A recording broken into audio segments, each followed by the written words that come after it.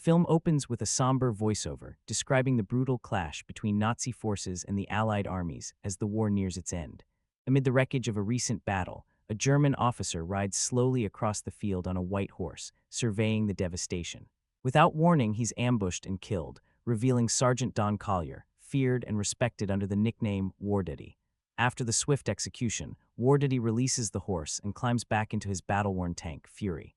Inside the tank, his crew waits Boyd Bible, Swan, Trini Gordo Garcia, and the hot-headed Grady Kunas Travis. The atmosphere is tense and heavy. They've just lost a fellow tanker, and the grief hangs over them like smoke. Kunas works furiously on the damaged tank, muttering his frustrations and partially blaming War Daddy for their losses. Before they can process everything, they're suddenly under fire again. Just in time, Kunas gets Fury operational, and the crew rolls out of danger, leaving the chaos behind. Back at the Allied camp, War Daddy is greeted by Sergeant Bankowski. Their conversation is brief, but it carries the weight of everything they've endured. When War Daddy is asked about the rest of his platoon, the answer is grim. His crew is all that remains. Nearby, Bible, Gordo, and Kunas quietly reflect on the death of their fallen friend, Red. War Daddy soon joins them, issuing orders with his usual authority, though it's clear he's just as shaken. Later alone, he allows himself a rare moment of grief. Not long after, a fresh-faced soldier approaches him, Private Norman Ellison. He introduces himself as the new assistant driver and bow gunner. War Daddy is stunned to learn the kid has only been in the army for 8 weeks. It's obvious Norman has no real combat experience. War Daddy gives him a cold welcome, telling him to follow orders strictly and avoid getting close to anyone. It's the only way to survive. Norman finds the rest of the crew working on Fury. Gordo casually takes his bag, expecting cigarettes, but instead finds a book, immediately marking Norman as an outsider. The crew questions him, their tone shifting from curiosity to intimidation. Kunas wastes no time assigning him a task: clean the inside of the tank. It's Norman's first real look inside, and what he finds is horrifying. Blood stains everything. As he scrubs, he suddenly notices a disfigured face, what's left of their dead comrade. The shock overwhelms him. He stumbles out and vomits. Elsewhere in camp, War Daddy discusses their situation with other soldiers when an SS prisoner is brought in. Tensions flare instantly. War Daddy and others lash out, venting their anger, but fellow soldiers pull them back before it goes too far. Later, War Daddy tells Norman something blunt and chilling. Every German soldier he sees is the enemy, and he must kill them without hesitation. The problem is, Norman hasn't killed anyone yet. War Daddy hands him a weapon, while Kunas walks him through how it works, though there's no patience in his tone. Soon after, War Daddy receives new orders. He'll be leading what remains of the platoon on their next mission. With little time to waste, they mount up and roll out. As they move through the countryside, they pass streams of civilians fleeing the war. War Daddy warns the crew to stay sharp. Enemies can be hidden anywhere, even among innocent faces. Suddenly, Norman spots movement near a tree line. He hesitates, unsure. That moment of doubt proves costly. An ambush erupts. One of their tanks is hit and explodes in flames. Norman watches in horror as a soldier burns alive before taking his own life to end the suffering. War Daddy reacts instantly, pursuing the attackers and eliminating them. When the dust settles, it's revealed the ambushers were just young boys, barely soldiers. War Daddy returns furious, tearing into Norman for freezing up. Because of his hesitation, men died. The weight of that reality hits Norman hard. Despite the loss, War Daddy assumes full command and pushes forward with the mission. They eventually arrive at a forward position where a soldier escorts War Daddy to Captain Wagoner. The captain is clearly frustrated. He had requested more support than what he received, but he still trusts War Daddy's experience. Their objective is clear: rescue a group of Allied soldiers trapped deep in enemy territory.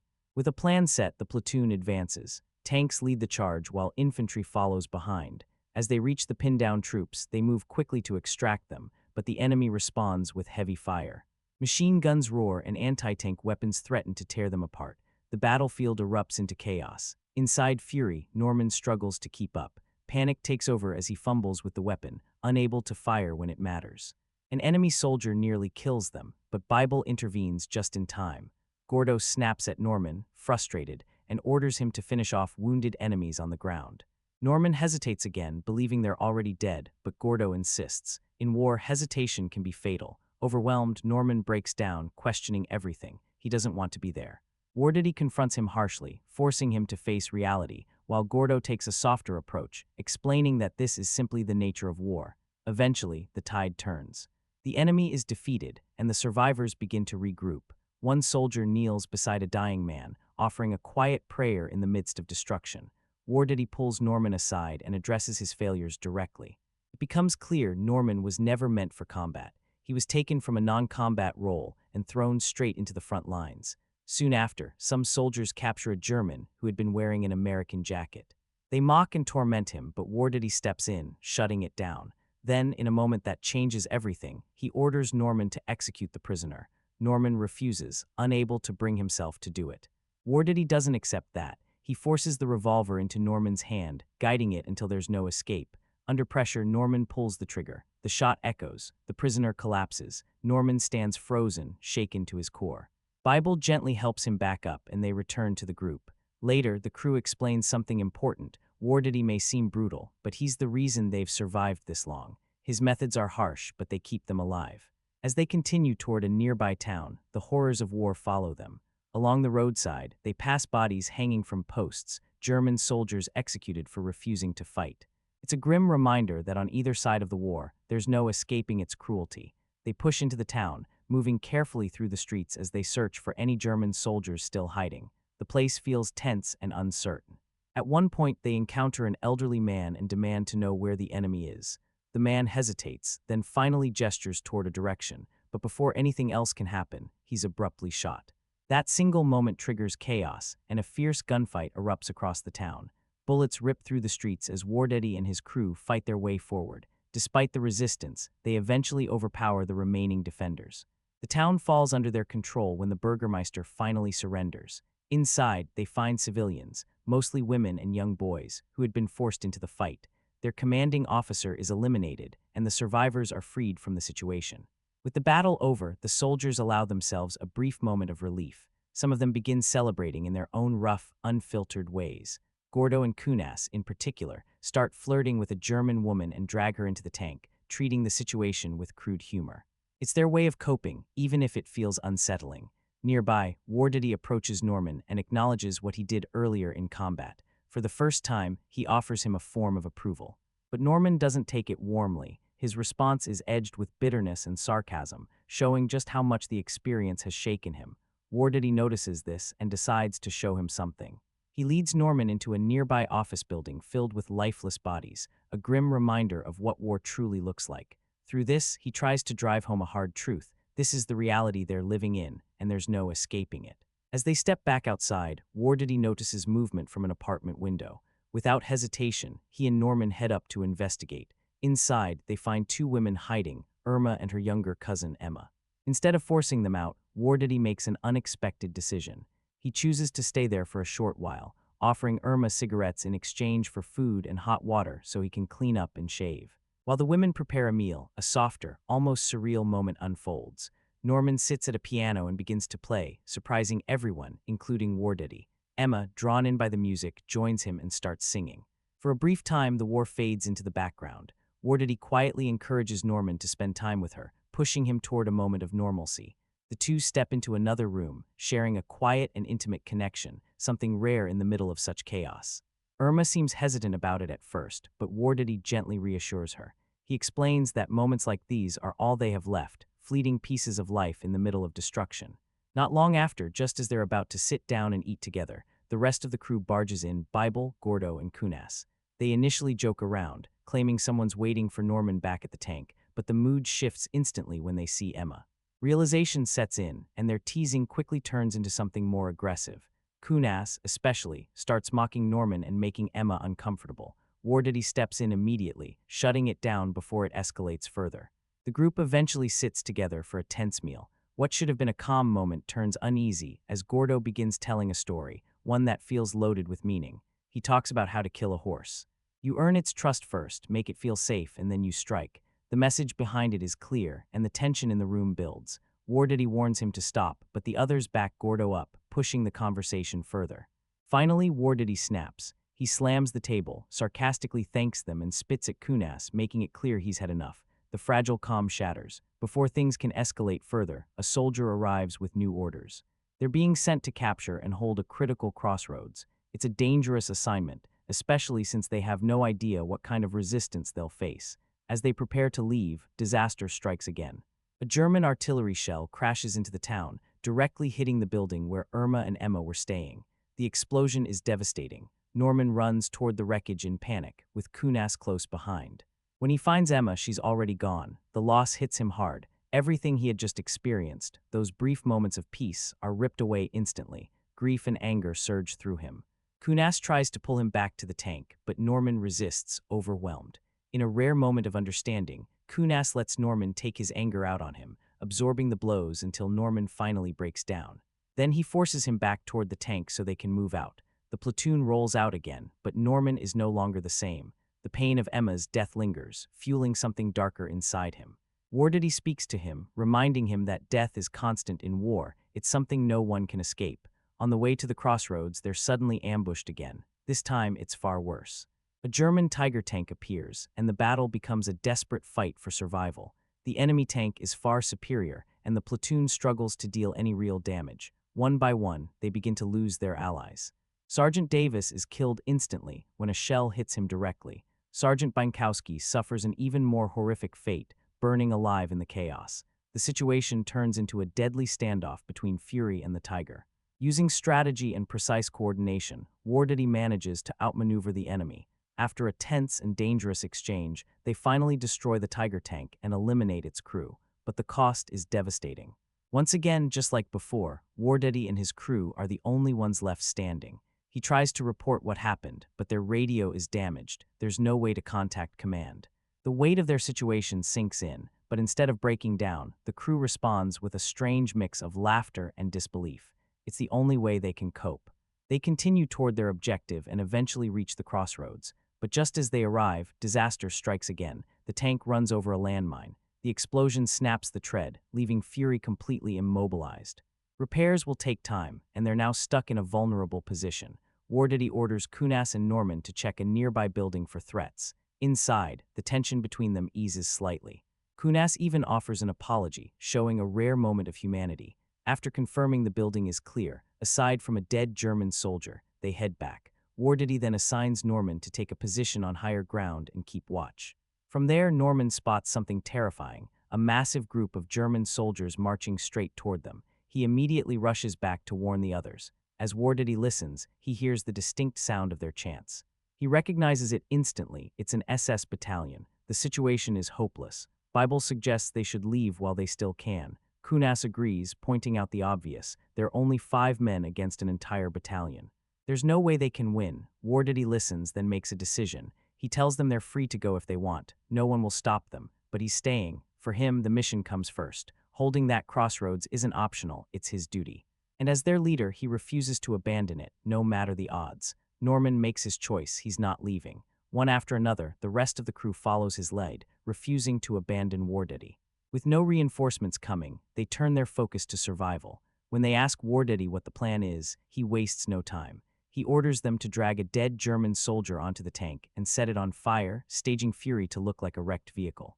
Then they retreat inside, waiting in silence for the perfect moment to strike. Ammunition is low, so every bullet counts. Inside the tank, they prepare for what could be their final stand. While searching through supplies, Wardaddy comes across a bottle of alcohol. Without ceremony, they pass it around, sharing what might be their last drink together. The mood shifts quiet, heavy, but strangely calm. Bible begins reciting a verse he often holds onto in moments like this. To his surprise, Wardaddy finishes it, even recalling the exact chapter and passage. For a brief second, there's a sense of connection between them. Then comes a small but meaningful moment. They give Norman a new name, Machine. It's said half-jokingly by Kunas, but it sticks. In their eyes, he's no longer the scared kid. He's become something else, someone who's survived and changed. Not long after, Machine spots movement outside. The enemy is approaching. He alerts the others, and instantly, they prepare for the fight. German soldiers begin surrounding the tank, believing it's abandoned. One of them climbs up and opens a hatch, only to be shot instantly by Machine.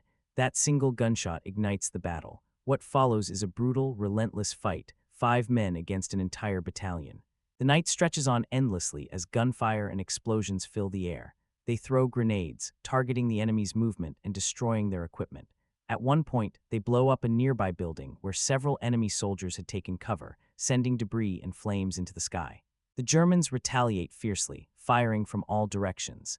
But with Wardaddy commanding every move, the crew manages to hold their ground, taking down wave after wave of attackers. Still, the odds are overwhelming, and their ammunition begins to run dangerously low. Wardaddy decides to risk it. He plans to leave the tank briefly to retrieve more ammo. He instructs Gordo and Machine to cover him. Smoke grenades are thrown, creating a temporary shield. As Wardaddy moves through the chaos, the two provide cover fire, holding back the advancing enemies. He manages to gather supplies and signals them to get back inside. Just as Wardaddy is about to return, enemy soldiers climb onto the tank. A struggle breaks out. He fights them off, but not without consequence. He's shot. Thankfully, the wound isn't fatal. Back inside, Bible quickly tends to him, and in the middle of it all, they exchange another quiet moment through scripture. Outside, the Germans escalate their attack. They bring out Panzerfausts, preparing to overwhelm the tank with explosive force. For a moment, everything goes still. Both sides pause, calculating their next move. The silence is tense, broken only by distant movement. Then the assault begins again.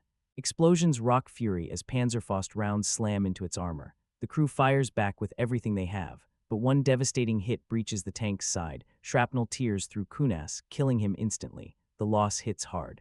Bible breaks down in grief, but Wardaddy snaps him back to reality. They don't have time to stop. Now down to 4, they continue the fight. Gunfire intensifies, grenades are thrown back and forth, and the pressure builds from every side. Eventually, they run out of tank ammunition. All that remains are their personal weapons and the 50 caliber machine gun mounted on Fury. The enemy realizes it too. Sensing weakness, they prepare to close in and finish them. Inside the tank, the remaining crew braces for the next phase. They climb out to engage more directly. Another violent shootout erupts. Wardaddy takes position at the machine gun, unleashing fire into the advancing soldiers, while the others cover different angles. During the chaos, Bible runs out of ammo. Desperate, he climbs out to retrieve a weapon from a fallen enemy. At the same time, Gordo prepares to throw a grenade, but he's hit before he can act. The grenade drops inside the tank.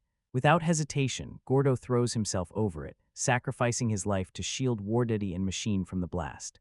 Now, only 3 remain. Outside, Bible struggles with an enemy who isn't as dead as he thought. The German soldier fights back, pinning him down. Another enemy moves in to finish him, but Machine arrives just in time, saving him. The two scramble back into the tank as smoke grenades begin to fill the area. Through the haze, a new threat emerges, a camouflaged sniper slowly creeping closer, nearly invisible against the ground. Back at the tank, Wardaddy continues firing, holding off the enemy. He calls out for a grenade. Bible pops up to hand one over, but in that instant, the sniper fires. The shot is precise. Bible is killed instantly. The sniper fires again, this time hitting Wardaddy. He tries to follow up, aiming to finish him, but Wardaddy manages to pull himself back inside the tank before another shot lands. Inside, it's just Wardaddy and Machine now. The two share a quiet, honest moment amid the chaos. Machine admits he's terrified. Wardaddy doesn't deny his own fear either. Machine suggests surrendering, desperate for any chance to survive, but Wardaddy shuts that idea down. He tells him the enemy won't spare him. Surrender would only lead to torture. Outside, German soldiers swarm the tank, dropping stick grenades onto it. The end is closing in. With one final look at Wardaddy, Machine makes a decision. He opens the bottom hatch and slips out, disappearing into the mud below. He covers himself, trying to blend into the ground. A young German soldier spots him, but instead of raising the alarm, the soldier silently chooses to let him live. The battle fades, morning arrives. Machine wakes to the quiet sound of a white horse passing nearby, a haunting echo of the beginning. He climbs back into the tank, where the bodies of his crew remain. He gently covers Wardaddy, showing respect to the man who led them. Suddenly, he hears movement outside. Grabbing Wardaddy's revolver, he prepares for one last fight. But when the hatch opens, it's not the enemy, it's an American soldier. Relief washes over him. He's pulled out and recognized as the sole survivor. To them, he's a hero. As he's carried away in an ambulance, the camera lingers on Fury, destroyed, silent, surrounded by the bodies of countless German soldiers. And among all the loss, only one remains, Norman Ellison, now known as Machine. April 1945. The war is nearing its end, but Fury makes one thing clear right away. The closing chapter of a conflict doesn't automatically bring peace. There's no sense of relief in the air. No feeling that victory has softened what came before. Instead, we're placed into a world that feels drained, scarred, and emotionally worn down. The Allied forces are advancing deeper into Germany. The Nazi regime is collapsing, and yet the fighting has only grown more desperate, more intense, and more relentless. That's the landscape Fury drops us into. From the very beginning, the film makes a sharp structural decision. Rather than attempting to tell a massive World War II story from every possible angle, it narrows its focus to something far more contained, far more personal, and far more intense. One Sherman tank, one five-man crew, and one stretch of war experienced from inside that steel shell.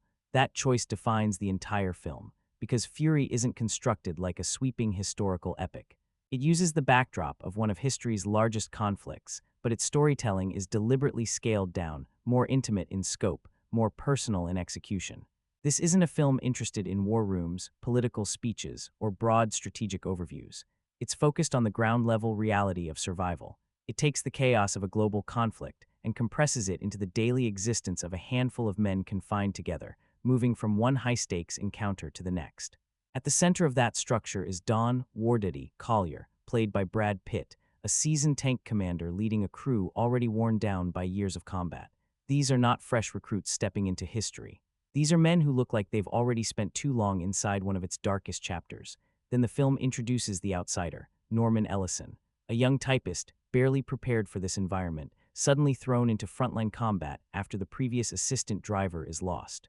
That single replacement becomes the key narrative entry point, and that's where the premise becomes especially effective, because Norman isn't just a new recruit, he's the audience's gateway into this world. Through him, the film doesn't simply show war, it immerses you in the experience of entering it completely unprepared. He comes from clerical work, from a world of paperwork and routine, and is abruptly placed into an environment defined by mud, pressure, intimidation, and constant danger. That contrast gives the story its emotional foundation. The veterans already understand the rules of this world. Norman doesn't. So as he learns what survival requires, the audience is pulled through that same transformation alongside him. What's particularly interesting is that the film's narrative framework isn't heavily driven by plot in the traditional sense. Yes, there's forward movement. Yes, the crew takes on missions, pushes deeper into enemy territory, faces rising levels of danger, and moves toward a final confrontation. But Fury isn't built around twists, mysteries, or elaborate narrative turns. Instead, it unfolds more like a chain of battlefield experiences. It's episodic in structure, almost procedural in the way it moves from one moment of pressure to the next. And that matters because it shifts what the film asks from the viewer, rather than building suspense around what happens next. In a conventional storytelling sense, Fury builds tension around a different question. What does this environment do to these men? The narrative becomes less about surprise and more about erosion. Each scene pushes the crew further into physical and psychological exhaustion. Each moment deepens the atmosphere of collapse. The structure becomes a journey not just across Germany, but into a progressively more damaged mental space. And that's why the setting is so crucial. April 1945 isn't just a historical timestamp, it's a dramatic condition. This is the final stretch of the war, where everything feels strained, cornered, and unstable. The opposition remains dangerous, but the system surrounding them is falling apart. That creates a unique sense of momentum. It feels like the world is slowly coming undone, and the men inside Fury are simply trying to survive long enough to make it through. So when you look at the film through its setting, premise, and narrative structure, what stands out is how deliberately confined it is. It takes a global conflict and filters it through a single vehicle, a single crew, and one recruit's forced transformation. That gives the film focus. It gives it intensity. And more importantly, it gives the conflict a human scale, not by shrinking it, but by making it feel immediate, enclosed, and inescapable. That's the foundation Fury is built on, not grand victory, not sweeping heroism, but five men inside a tank, moving through the final phase of a collapsing world, without any certainty that they'll come out unchanged, or even come out at all. What truly sets Fury apart from most war films isn't just its setting, it's where it places you within that setting. This isn't a film that observes combat from a distance. It doesn't offer wide strategic perspectives or clean battlefield layouts. Instead, it locks you inside a Sherman tank, and once you're in, there's no stepping out. From the moment the film commits to that perspective, everything shifts. The tank becomes more than just a vehicle, it becomes a contained world. A cramped, suffocating, steel-bound space where five men eat, argue, clash, endure, and survive together.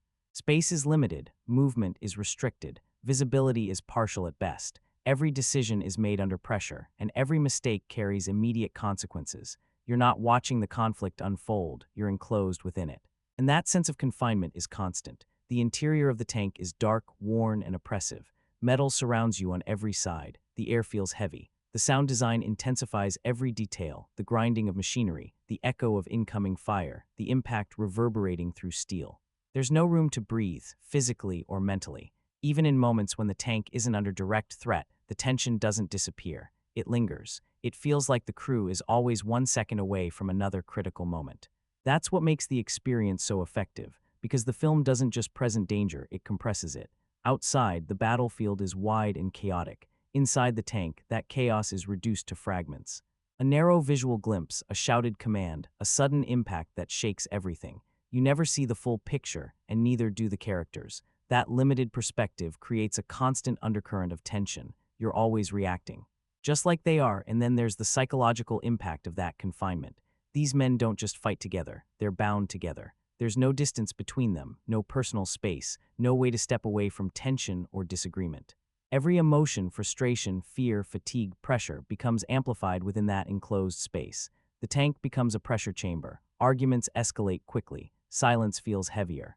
Even the smallest interaction carries weight because there's nowhere to escape from it. And that's where the film builds one of its most compelling ideas. The tank isn't just a tool of war, it reflects the men inside it. It's worn, damaged, constantly under strain, holding together under pressure, just like the crew. As the film progresses, that connection becomes increasingly clear. The longer they remain inside it, the more it feels like they've become part of the machine, moving, reacting, surviving as a single unit. But that unity comes at a cost, because living in that environment strips away individuality. It forces emotional compression, where survival takes priority over everything else. There's no space for hesitation, no time for reflection. Decisions must be immediate, actions must be precise. And over time, that constant pressure begins to reshape behavior. It hardens people. It simplifies morality. It transforms complex human responses into instinct. And the film makes you feel that transformation, not through dialogue, but through experience. Even when the crew steps outside the tank, that sense of confinement never fully disappears. The world beyond feels just as hostile, just as unpredictable, just as unstable. The open battlefield doesn't offer freedom, it offers exposure. In many ways, the tank becomes the only place that feels controlled, even if it's also the most dangerous place to be. That contradiction is essential, because Fury presents the tank as both protection and confinement. It shields the crew from immediate threats, but it also keeps them locked inside a cycle of constant conflict they can't step away from. It keeps them alive, but it also ensures they remain part of the fight. And that's what makes this perspective so powerful. By placing the audience inside the same confined space as the characters, the film removes any sense of distance or detachment. You're not observing events from a safe position, you're experiencing them from within the machinery, from within the noise, from within the pressure. Every moment feels closer, every impact feels heavier, every decision feels immediate. And by the time the film reaches its later stages, that confined experience has done its job. You don't just understand what it's like to operate inside that tank, you feel what it's like to be contained within it. From its very first moments, Fury makes a bold and unmistakable statement. This is not a film about the glory of war. There's no romantic build-up, no polished heroic framing, no illusion of honor neatly packaged with victory. Instead, what you get is something far heavier, something that feels intense, uncomfortable, and deeply unsettling. Because the tone of Fury is built on a single idea: war is not heroic, it's deeply corrosive. The film doesn't ease you into its world, it places you directly inside it. Mud, smoke, burnt metal, exhaustion. Every frame feels weighed down by the aftermath of conflict. This isn't clean warfare. This isn't spectacle designed purely for excitement. This is war presented as something suffocating, relentless, and emotionally draining. And what makes it even more unsettling is how familiar it begins to feel. The soldiers in Fury don't behave like traditional heroes. They don't deliver speeches about honor. They don't operate with clear moral certainty. They don't present themselves as symbols of righteousness. Instead, they function on instinct. Survival comes first. Everything else, morality, empathy, hesitation, comes later if it comes at all. And that's where the film becomes truly uncomfortable. Because it doesn't just present conflict, it shows how that conflict becomes routine. Moments that should feel shocking start to feel expected. Actions that should feel unthinkable begin to feel necessary. And gradually, almost without noticing, you begin to understand the mindset that allows it. That's the real strength of the film's tone. It doesn't simply tell you that war is harsh. It keeps you inside that environment long enough for it to start making a troubling kind of sense. But this is where Fury becomes even more layered, because despite its heavy anti-war tone, it doesn't completely dismiss the idea of heroism. There are moments, brief, intense, and powerful, where courage rises through the chaos. where sacrifice matters, where loyalty matters, where standing firm carries meaning. And in those moments, the film almost leans into something heroic, but it never lets that feeling remain comfortable. Because every time it edges toward heroism, it pulls you back down into reality, back into the consequences, back into the cost. It reminds you that even the most courageous actions are unfolding within a system that is fundamentally broken. And that creates a constant tension throughout the film. Is this an anti-war story, or is it a war story that still finds meaning in conflict? The answer is both, and that's why the tone feels so heavy. Because it never fully resolves that contradiction. At times, the action feels intense, almost energizing, but then the aftermath arrives and that energy fades. At times, the characters act with courage, but the context around them makes that courage feel tragic rather than triumphant.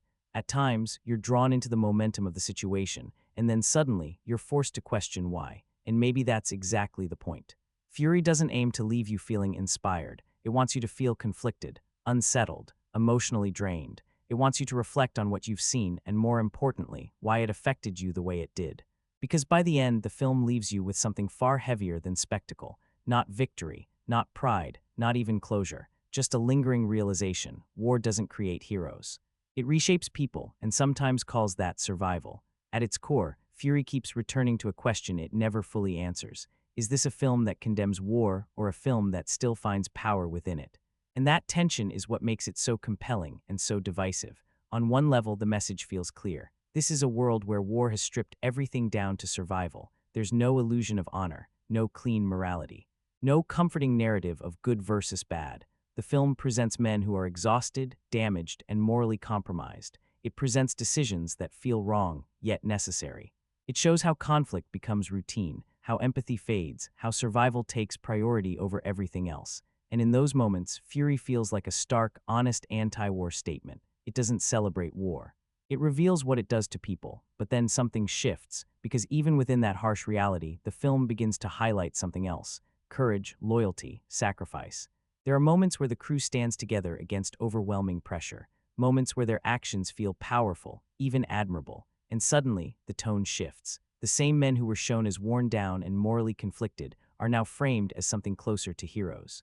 And that's where the contradiction begins, because the film never fully abandons that heroic perspective. Instead, it allows both ideas to exist at the same time. You feel it most strongly in the major sequences. The intensity of confrontation, the determination to hold ground, the refusal to step back. These scenes are constructed with cinematic force. They're designed to pull you in, to make you feel the weight, the tension, the stakes. And in doing so, they also create a sense of admiration. Even after showing how much these men have endured, the film still gives them moments where they feel larger than life, so you're left in a complex emotional space. On one hand, you understand that war is destructive, senseless, and dehumanizing. On the other hand, you're watching individuals rise to the moment, stand together, and act with purpose, and part of you responds to that. That's the uncomfortable truth Fury brings forward, because even when war is portrayed in its harshest form, there's still something in the way it's presented, structured, and experienced that can make it feel meaningful. And the film never fully resolves that contradiction. Instead, it embraces it. Every time it shows you the cost, it also shows you the bond between the crew. Every time it strips away morality, it also emphasizes loyalty. Every time it reminds you that war reshapes people, it also presents moments where those same people stand strong within the chaos, and that creates a powerful internal conflict. Are you meant to admire these men, or feel unsettled by what they've become? Are these acts of courage, or simply survival presented as something greater? The film doesn't give you a clear answer, because maybe there isn't one. What Fury ultimately does is place you directly within that contradiction. It shows you war at its harshest, while also showing you why people still find meaning inside it. It makes you feel the cost, but it also allows you to feel the weight of it. And by the end, you're left questioning your own response. Because the most unsettling part isn't just what the characters do, it's recognizing that even in a story centered on the harsh reality of war, there are moments where it still feels powerful, still feels significant, still carries a sense of heroism. And that's what makes Fury so difficult to define. It's not purely anti-war. It's not purely heroic. It exists somewhere in between, a film that exposes the damage caused by war, while quietly reminding you why war stories continue to resonate. If there's one element in Fury that refuses to let you stay comfortable, it's this: there are no clean moral lines, no clear right, no simple wrong, no easy way to decide how you're supposed to feel about the people you're watching. Because Fury doesn't just present war as destructive, it shows how war reshapes morality itself. The soldiers we follow are not idealized figures. They are capable, experienced, and at times even admirable, but they are also hardened, intense, and deeply altered by their environment. They make decisions that feel necessary in the moment, but deeply unsettling when viewed from a distance. And the film doesn't soften those moments. It places them directly in front of you and asks you to sit with them. One of the most uncomfortable aspects of the film is how quickly morality becomes conditional. Rules shift, expectations change, hesitation can carry serious consequences. And within that environment, the boundaries begin to blur, not because the characters want them to, but because the situation demands it. But what makes it even more unsettling is not just the actions themselves. It's how those actions become normalized. You see moments where something shocking occurs, and instead of outrage, there's acceptance. Instead of resistance, there's approval. Instead of hesitation, there's expectation. And suddenly, what should feel like a moral breaking point begins to feel routine. That's where the film lands its strongest impact, because it doesn't just present difficult choices, it shows how those choices become easier over time. How repeated exposure reshapes behavior, how survival begins to override empathy, how the unthinkable becomes part of the routine. And then there's the way the film handles civilians. Moments that should feel safe don't. Situations that should offer relief feel uncertain. There's always a sense that something could shift, that the balance of control and vulnerability has become unstable, and that instability adds another layer of tension. Because now it's not just about opposing sides, it's about what happens when power and vulnerability intersect in unpredictable ways. What makes all of this even more complex is that the film doesn't guide your reaction. It doesn't tell you what to feel. It doesn't frame these moments with clear judgment. It simply presents them and leaves you to process them, and that creates a powerful internal conflict. You understand the pressure these characters are under. You see the stakes, you recognize the fear, the exhaustion, the constant tension. So part of you understands why they act the way they do, but at the same time, another part of you resists it, questions it, feels unsettled by it. And that tension never fully disappears, because the film never offers a clear point of moral resolution to hold on to. No defining speech, no clean conclusion, no clear line that says, this is where it went too far. Instead, Fury exists in that gray space, where survival and morality are constantly in tension, where empathy is fragile, where decisions are made in seconds, but linger far longer. By the time the film reaches its later moments, you're no longer just watching the characters navigate these choices, you're navigating them too. And that's what makes the film so effective and so challenging, because it doesn't just show you the harsh reality of war, it shows you how easily morality can shift under pressure, how quickly lines can blur, and how in extreme environments, even the people you follow can become difficult to fully trust. In a film as intense and suffocating as Fury, you might expect there to be no room for softness, no space for calm, no moments of connection, but that's exactly what makes its quietest scenes so impactful. Because every so often, almost unexpectedly, Fury pauses, and in those pauses, something delicate appears, moments where the noise fades, where the tension lowers, where the characters are no longer just soldiers but people. They sit, they eat, they speak more gently, and for a brief moment it feels like the war has stepped aside, but the truth is it hasn't. These moments aren't there to provide comfort, they're there to show what's been lost, because the warmth we see doesn't feel natural anymore, it feels borrowed, like something from another life. You notice it in the smallest details. A shared meal that feels almost meaningful, a quiet conversation that replaces raised voices, a piece of music that fills the silence instead of chaos. These aren't just breaks in the action, they're glimpses of a world that no longer exists for these characters. And that's what makes them so emotionally powerful, because the film never lets them last. Just as things begin to feel calm, something shifts. The tension returns, the reality closes in, and whatever sense of peace was there disappears.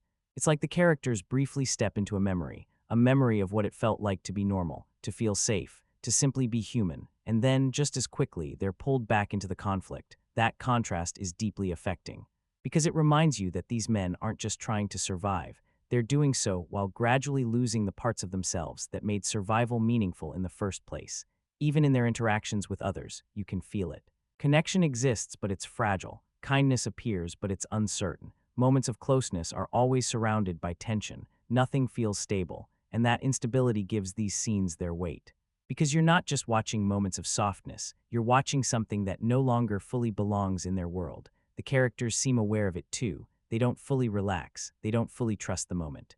It's as if they know it won't last. as if they understand that this version of reality is temporary, fragile, already slipping away. And maybe that's the most difficult part, because these moments don't offer escape, they offer reminders. Reminders of who these men were, of what they've lost, of what they may never recover. By the time the film moves forward again, back into conflict, back into intensity, those quiet scenes stay with you. Not because they change the direction of the story, but because they reveal something deeper within it. That beneath all the pressure, beneath the hardened exterior, beneath everything these men have been through, there is still something human. Still something vulnerable, still something worth holding on to. But in the world of fury, that humanity doesn't remain untouched. It flickers, it fades, it struggles to endure, and more often than not, it slips away. In a film defined by noise, intensity, and constant pressure, there's one sequence in Fury that shifts everything. It slows down, it quiets the environment, and for a moment it lets you breathe. But that moment doesn't bring comfort. It brings tension. The apartment sequence is where Fury reveals one of its most layered dimensions. Wardaddy and Norman enter a small, fragile space, home to two German women, and immediately the tone changes. No chaos. No explosions, just silence and uncertainty. At first, it feels almost peaceful. There's food, there's conversation, there's music. For a brief moment, it feels like something human is trying to exist in the middle of destruction. Wardaddy softens. Norman begins to open up. There's a sense, however fragile, of normal life briefly returning. But that calm is deceptive, because beneath it, tension is building. This isn't just a quiet scene.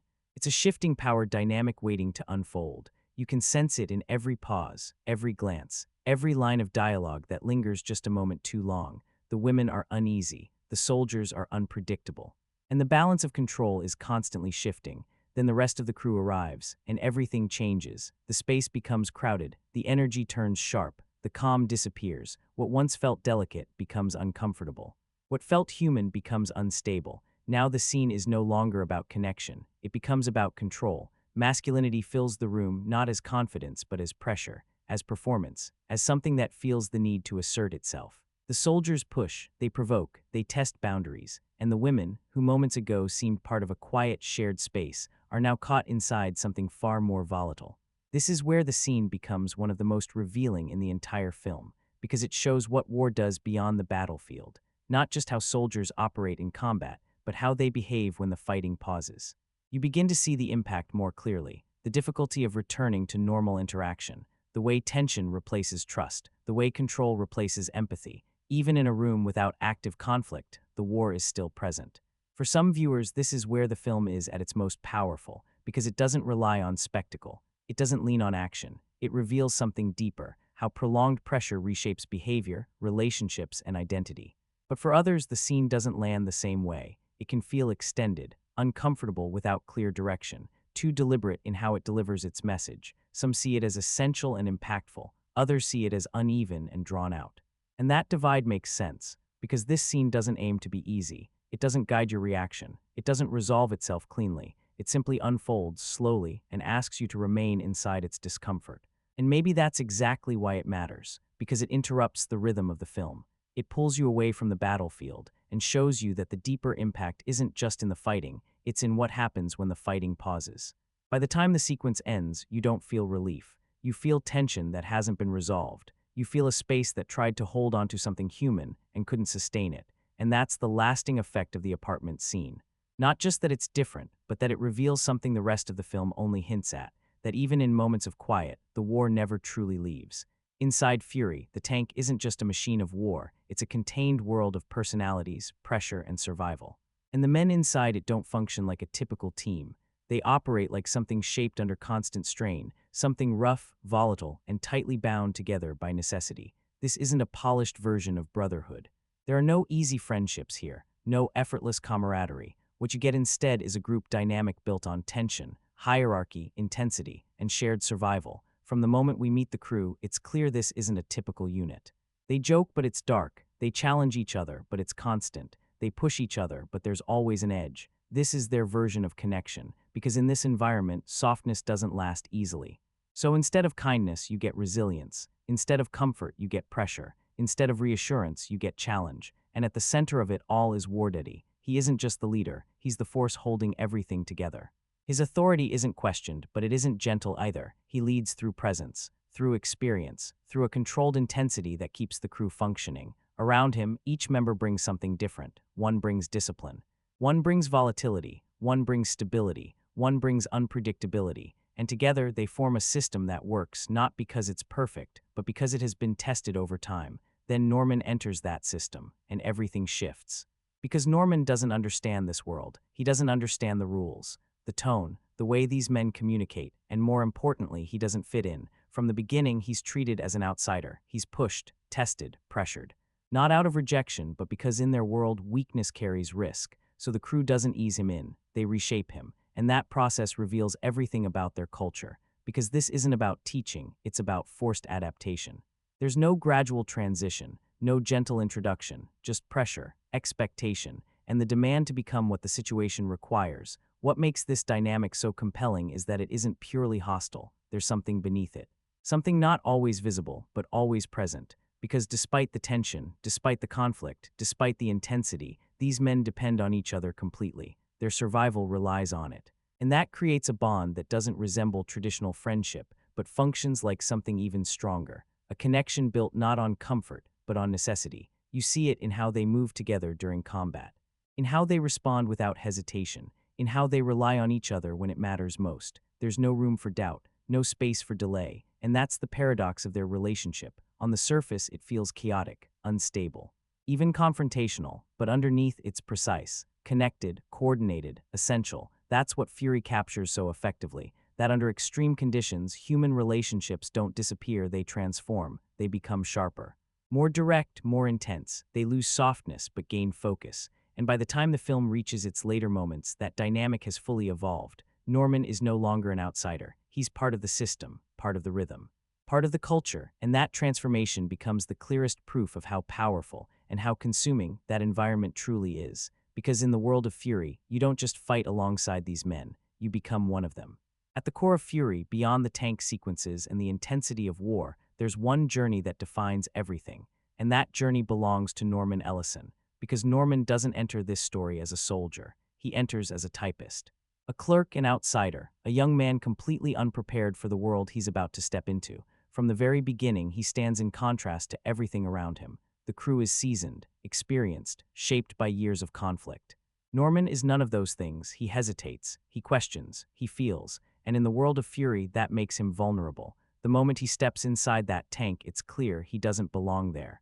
But the film doesn't treat that as something to protect. It treats it as something that must be reshaped. Because survival in this environment doesn't allow for hesitation. It doesn't allow for moral debate.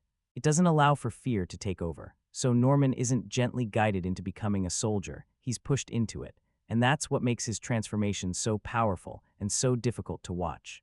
This isn't a story about growth in the traditional sense. There's no uplifting arc, no moment where he confidently rises into who he's meant to be. What happens instead is gradual erosion. Piece by piece, the person he was at the beginning begins to fade. You see it in his reactions. At first, he's overwhelmed, shaken, visibly affected by what he's asked to do. He resists, he struggles.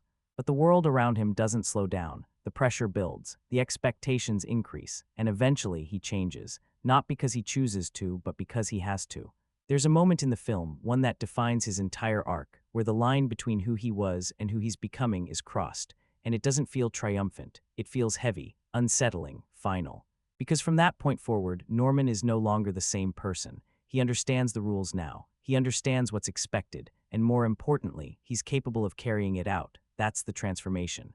And what makes it so impactful is that the film never presents it as a victory. There's no sense of triumph in his change, no moment where it feels like he's become stronger in a traditional heroic way. Instead, it feels like he's lost something, something important, something deeply human, and that sense of loss is what stays with you, because Norman isn't just a character, he becomes a reflection of what war does to innocence. Through him, the film reveals the cost of adaptation, the price of survival, the reality that to function in this environment, you have to let go of who you once were. By the time the story reaches its later stages, that change is undeniable. Norman moves differently, speaks differently, responds differently. He's no longer reacting to the war, he's part of it. And that's the most unsettling part of all, because when you look at him at the end, you don't just see someone who endured. You see someone who was reshaped. And the question the film leaves behind is simple, but not easy to answer. Was that transformation necessary, or was it the true cost of everything he experienced? Because in Fury, becoming a soldier doesn't mean becoming stronger. It means becoming something else entirely. At the center of Fury, within the noise, the pressure, the constant strain, there's one figure holding everything together. Don Wardaddy Collier. And from the moment he appears, one thing is clear. He isn't just leading the crew, he is the structure they depend on to survive. Wardaddy doesn't lead through speeches. He leads through presence, through experience, through control, through a quiet intensity that never needs to raise its voice to be felt. When he speaks, people listen. When he decides, people act. Not because they want to, but because they understand what's at stake. This is leadership shaped by war, not polished, not idealistic, not inspirational in the traditional sense, but effective. Because Wardaddy understands something the others have already learned. In this world, hesitation carries consequences. So he removes hesitation. He sets the tone for the crew, direct when needed, uncompromising in moments where compromise doesn't exist, focused on outcomes above all else. And that authority is what keeps the tank functioning. But this is where Wardaddy becomes more than just a strong leader, because beneath that control, there's contradiction. This is a man shaped by years of conflict, hardened, disciplined, conditioned to act without delay, but not entirely unchanged. There are moments, brief, subtle, but unmistakable, where something else surfaces, moments where he shows restraint instead of force, moments where calm replaces pressure, moments where you glimpse who he might have been before the war defined him. And those moments matter, because they reveal that Wardaddy isn't just a product of war, he's someone who remembers life beyond it.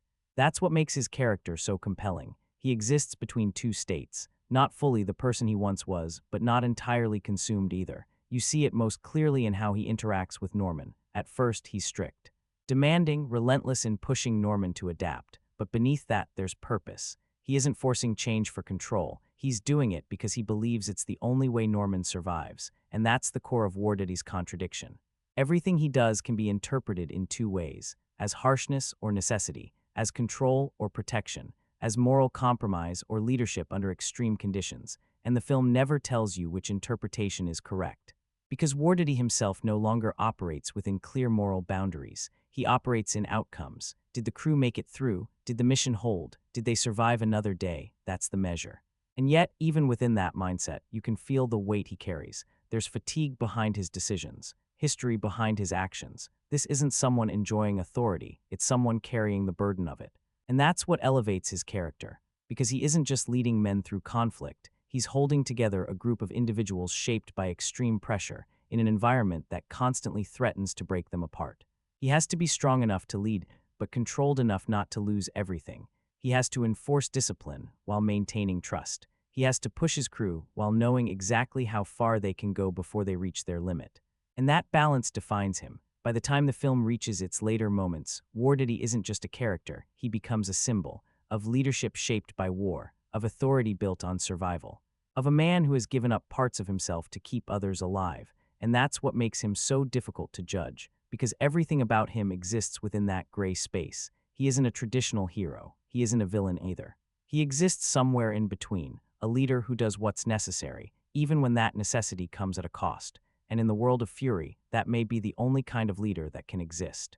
If Fury succeeds, truly succeeds, it's because of one key element. The cast brings it to life. Because everything the film attempts, the intensity, the pressure, the moral tension, the psychological strain, only works if the performances feel authentic within that world.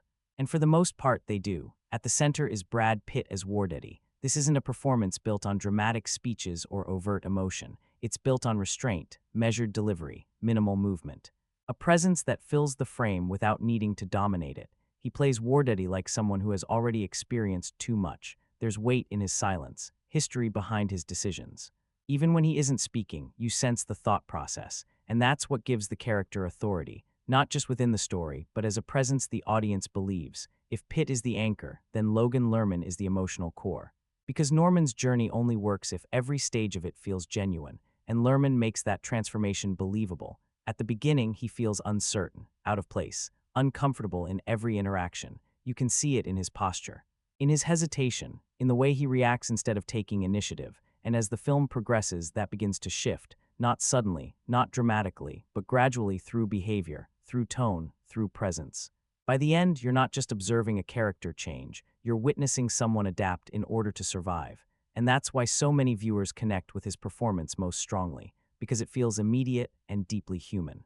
Then there's Shia LaBeouf. his performance brings a different kind of intensity, a quiet, unpredictable emotional energy that always feels close to the surface. His character isn't loud in a traditional sense, but there's always something happening beneath.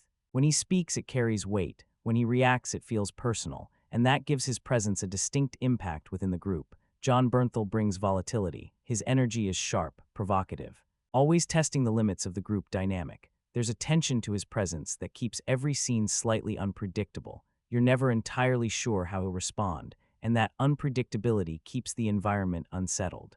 Michel Peña, in contrast, brings balance. He grounds the group. While others lean toward intensity or confrontation, he introduces a steadiness that helps the crew feel cohesive.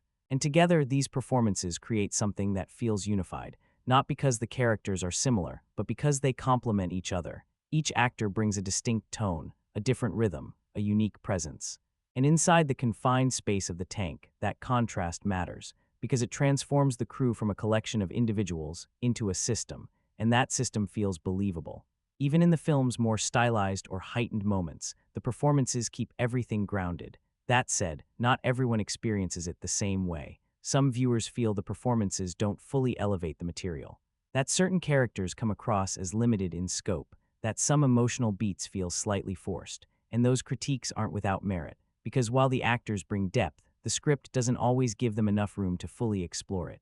But even within those constraints, the cast carries a significant part of the film. They carry the tone, they carry the tension, they carry the emotional weight of the story, and in a narrative this intense, this confined, this dependent on interaction, that matters more than anything. Because at the end of the day, you don't just remember the confrontations, you remember the people inside them, and in Fury, that's exactly what the cast delivers. One of the biggest discussions surrounding Fury isn't about its action, or its tone, or even its realism. It's this: are these characters genuinely complex, or are they built from familiar war film archetypes? Because on the surface, the crew feels immediately recognizable. You have the seasoned leader, the inexperienced newcomer, the unpredictable aggressor, the spiritual believer, the steady, grounded presence. These are roles we've seen before, and at first glance, Fury doesn't try to disguise that. But the real question isn't whether the characters begin as archetypes. The question is, do they move beyond them? And the answer depends on how you engage with the film. On one hand, there's a strong case that the characters feel authentic, not because of detailed backstories or extensive exposition, but because of how they behave. You see them under pressure, you see them in conflict, you see them in moments where they must react instantly. And in those moments they feel human, flawed, inconsistent, unpredictable. The film doesn't spend time explaining who they are. It shows you through their choices, through their interactions, through the way they exist within the tank. And for many viewers, that's enough, because the authenticity comes from experience, not explanation. But on the other hand, there's a clear limitation, because outside of a few central figures, especially Wardity and Norman, the film doesn't always go deeper. Some members of the crew remain closely tied to their defining traits. The aggressive one stays aggressive. The spiritual one remains rooted in belief. The grounded one continues to provide stability. You understand them, but you don't always uncover additional layers, and that's where the criticism comes in. For some viewers, the characters feel too familiar, too aligned with the structure of traditional war films. They recognize the roles and don't always see those roles evolve. So even when the performances are strong, there's a sense that the writing doesn't fully expand on them, and that creates an interesting contrast. Because the film feels emotionally intense, but not always emotionally expansive. You feel the pressure, you feel the tension, you feel the environment shaping these individuals. But you don't always gain a full picture of who they were before, or who they might have been outside of this context. And maybe that's intentional, because Fury isn't really focused on who these men were before. It's focused on what they've become. In a way, that limited depth becomes part of the message. War simplifies identity. It reduces people to function, to survival, to roles that serve immediate purpose. And inside the tank, that's exactly what these men are. Not fully explored individuals with complete backstories, but parts of a system that must keep moving. So the film exists in that middle space. It begins with archetypes. It builds authenticity through performance and interaction, but it doesn't always push those characters into deeper, more layered territory. And whether that feels like a limitation or a deliberate choice depends on what you're looking for. If you want deeply layered character studies, Fury may feel restrained. But if you accept that extreme environments compress identity, that they turn people into roles, functions, survival units, then those same characters begin to feel strikingly accurate. Because in the world of fury, depth isn't always visible. Sometimes, it's buried beneath everything these men have been forced to become. In a film filled with steel, pressure, and constant intensity, you might not expect fury to pause and reflect on belief. But it does quietly, subtly, and at times uncomfortably, because beneath all the chaos, the film keeps returning to a deeper question: what happens to belief when you're surrounded by constant loss? You see it most clearly through one character, Boyd Bible Swan. He carries scripture, he quotes it, he holds on to faith in a world that feels completely disconnected from it, and that contrast is striking. Because everything around him challenges what he believes, he's part of a crew operating under constant pressure. He exists in a system where survival often overrides reflection, and yet he holds on to that belief, not perfectly. Not without struggle, but consistently. That's what makes it compelling, because the film doesn't present faith as something untouched. It presents it as something strained, something that still exists but is constantly challenged by the environment it exists within. And it's not just Swan, you can sense it in War Daddy as well. There are moments, small, almost easy to miss, where it becomes clear that he wasn't always the person we see now. That there was a version of him before the war reshaped everything, a version that may have believed in something more. But now, what remains of that belief feels distant, faded, not entirely gone, but buried beneath years of experience. And that creates a powerful contrast between the two. Swan is trying to hold on to belief. War Daddy is trying to function without relying on it. One searches for meaning. The other operates in a space where meaning has already been stripped away, and somewhere between them is the question the film keeps returning to: can belief survive in a place like this? Because the reality fury presents is unforgiving. People are placed into conflict because they've been instructed to be. Decisions come from far beyond the battlefield. Lives are shaped by circumstances that often feel distant, abstract, difficult to fully grasp. And in that context, belief becomes complicated. Does it offer comfort, or does it make everything harder to reconcile? The film doesn't provide a clear answer. Instead, it allows the contradiction to exist. You hear scripture spoken in the middle of chaos. You see moments of reflection surrounded by intensity. You feel the presence of belief alongside the weight of doubt. And then there are the deeper, unspoken questions. If there is something greater, why does this exist? If morality matters, how does it survive here? If life has meaning, what does that mean in a world where loss is constant? Fury doesn't resolve these questions. It doesn't offer comfort. It doesn't provide a clear philosophy to hold on to. What it does instead is place belief within one of the harshest environments imaginable and show you what happens to it. It bends, it fractures, it adapts. And sometimes it becomes the only thing holding someone together. By the end of the film, spirituality doesn't feel like an answer. It feels like a struggle, a quiet form of resistance against a world that seems to have lost its sense of order. And that's what makes this aspect of fury so powerful, because in a story filled with conflict and survival, it dares to ask something deeper, not just how people endure, but how they make sense of what they're enduring. If you go into Fury expecting a tightly structured, twist-driven war narrative, you might be surprised by what you actually get, because this isn't a film built on complex plotting, it's built on experience. On the surface, the structure feels simple: a tank crew, a sequence of missions, a steady movement deeper into enemy territory, from one point to the next, but that simplicity is intentional. Because Fury isn't trying to deliver constant surprises, it's trying to place you inside a journey. And that journey isn't about what happens next, it's about what each moment does to the people living through it. The film unfolds almost like a chain of encounters. One confrontation leads to another. One stop transitions into the next. One situation flows directly into the next without pause. There's no elaborate setup. No layered subplots weaving through the narrative. Instead, the story moves forward with a sense of inevitability, and that creates a different kind of tension, because you're not watching for twists, you're watching for impact. How will this moment affect the crew? How will the pressure build? How will the situation intensify? That's where the film finds its momentum, but this approach comes with trade-offs. For some viewers, the structure works perfectly. It feels immersive, focused, relentless in how it keeps moving forward. You're not distracted by complexity, you're fully inside the experience. But for others, that same simplicity becomes a limitation. Because without a strong narrative backbone, the story can begin to feel familiar, predictable. You start to recognize the pattern, the progression, the emotional beats. And as the film moves toward its final act, that familiarity becomes more noticeable.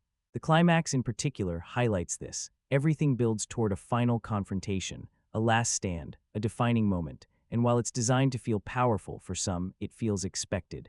Not because it lacks intensity, but because the path leading to it feels clearly shaped by genre conventions. There are also moments throughout the film where the narrative slows for character-driven scenes. Some of these add depth.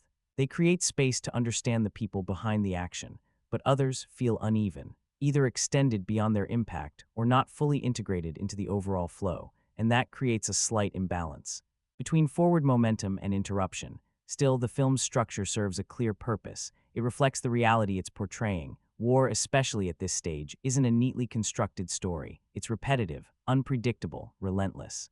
One mission ends, another begins. One danger passes, another appears. There's no clean arc, just progression, and Fury captures that. It doesn't shape war into something polished.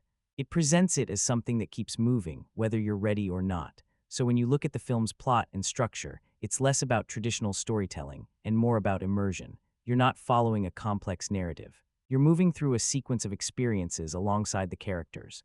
And by the time the film reaches its final moments, that structure has done its job, because even if the path feels familiar, the weight of the journey still lands. Not because of where the story goes, but because of everything you've experienced along the way. Fury isn't a short film, and more importantly, it doesn't try to feel like one. From the opening moments, it settles into a rhythm that's deliberate, sometimes relentless, and at times intentionally heavy. This isn't pacing designed to move you quickly through events. It's pacing designed to make you remain inside them. Because Fury doesn't move like a typical action film. It doesn't jump from highlight to highlight. It doesn't escalate in clean, predictable steps. Instead, it alternates between intensity and stillness, between high-pressure combat and uneasy quiet, and that contrast defines the entire experience. When the film accelerates, it hits with force. The battle sequences are intense, fast, and overwhelming. There's no time to process. No time to step back. Everything unfolds at once. But then it slows down, and when it slows down, it doesn't offer relief. It introduces a different kind of tension. Long pauses, awkward interactions. Moments where nothing is happening, yet everything feels uncertain. And those slower sections are where the pacing becomes most divisive. For some viewers, this rhythm works. It creates immersion. It builds atmosphere. It allows the weight of the experience to settle. You're not just observing events, you're sitting with the aftermath of them. And that matters, because it shows what the characters carry when the conflict pauses. But for others, that same pacing feels uneven. Certain scenes linger too long. Certain moments feel extended beyond necessity. The momentum slows in ways that can feel frustrating. Instead of building tension, those pauses can feel like interruptions. And across the film's runtime, that difference in perception becomes more noticeable. Because this is a long journey, the film doesn't rush toward its conclusion. It takes its time, sometimes deliberately, sometimes imperfectly. And that means your experience depends on how you connect with its rhythm. If you're immersed in the atmosphere, the pacing feels purposeful. If you're focused on narrative progression, it can feel slow. Especially in the latter half, where the structure becomes more familiar and the film leans into its established pattern. But here's the key. The pacing isn't just technical, it's thematic, because war, as Fury presents it, isn't constant action. It's waiting followed by intensity, silence followed by impact, stillness followed by sudden escalation, and the film reflects that. It stretches time when the characters are stuck. It compresses time when they're under pressure. So the runtime doesn't just extend the story, it reinforces the experience. By the time you reach the final act, that pacing has done something subtle but important. It has worn you down. Not in a negative way, but in a way that mirrors what the characters are going through. You feel the length, you feel the repetition, you feel the accumulation of everything that's happened, and that changes how the ending lands. Because it doesn't feel like a quick climax. It feels like the final stretch of a long, exhausting journey. So whether the pacing works for you or not, it's never accidental. It's part of the design. A way of ensuring that by the end of Fury, you don't just understand the experience, you feel how long it lasted. When people talk about Fury, one element almost always comes up first: the action. But here's the key distinction. This isn't action designed purely for entertainment. It's action designed to immerse you and overwhelm you, because Fury doesn't present combat as spectacle, it presents it as pressure. And from the very first major engagement, you can feel it. The sound hits first, metal grinding, engines pushing forward, rounds firing. Then the movement, slow, heavy, deliberate. These tanks don't glide across the battlefield. They push through it, and that weight matters, because every movement feels costly, every turn takes time, every shot carries consequence. There's no advantage in speed, only positioning, timing, and endurance. That's what makes the tank warfare in Fury so distinct. It isn't about agility. It's about holding together under constant pressure. Inside the tank, everything is restricted, visibility is limited, communication is urgent. Space is almost non-existent. You're not seeing the full battlefield, you're seeing fragments, a narrow glimpse through a slit, a sudden movement, a command shouted under pressure, and that creates a completely different kind of tension. Because the crew never has full control. They're reacting, adjusting, trying to stay ahead of something they can't fully see, and when combat arrives, it arrives with force. Impacts don't feel distant, they feel immediate, unforgiving. The film doesn't pull back to give you a clean overview. It keeps you close, too close. You feel every jolt, every impact, every moment where the tank is seconds away from becoming a trap.